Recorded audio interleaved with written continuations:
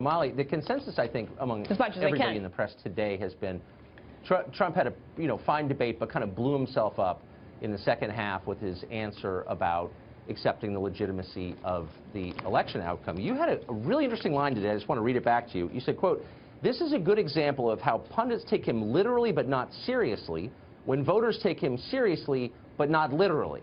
What do you mean by that? Well, this is kind of an it's the message of his entire campaign that the elites have rigged systems, whether that's the economy, the government, the media. He talks about rigging all the time, as do actually people on the other side of the aisle. And I think this is a populist message that resonates very well.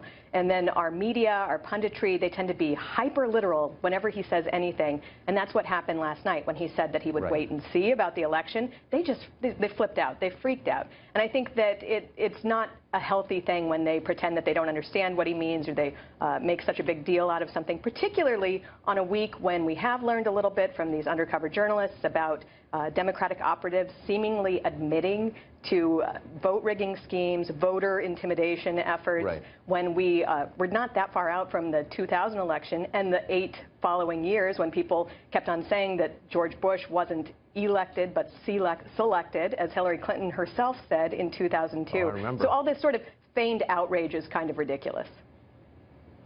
So, Susan, the moment that I thought was kind of pivotal was when Donald Trump said, look, I'm not going to get specific, I'm going to keep you in suspense.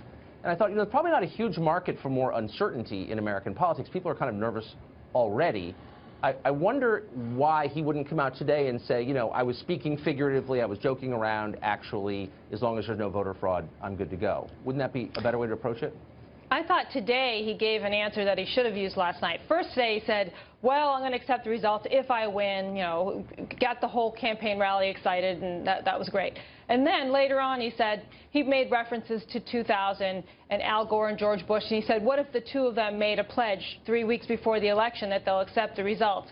I mean, that's the kind of answer he should have gave last night, because, first of all, I was wondering, what on earth does he mean? Does he mean in case there's a need for a recount, or does he mean even if it looks decisive, I'll question whether there was fraud? I wasn't quite sure what he meant.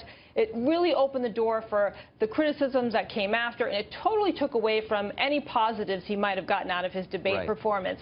Again, he does this often in the debates. I think if he had given a more thought-out answer that referred to past instances where Democrats have questioned campaign results, he would have been okay. But instead, this is what happened. It was like a tease for a TV show, though, wasn't it? We'll keep you up in suspense. When we come back, the answer. The Apprentice, right, of course. Total reality TV.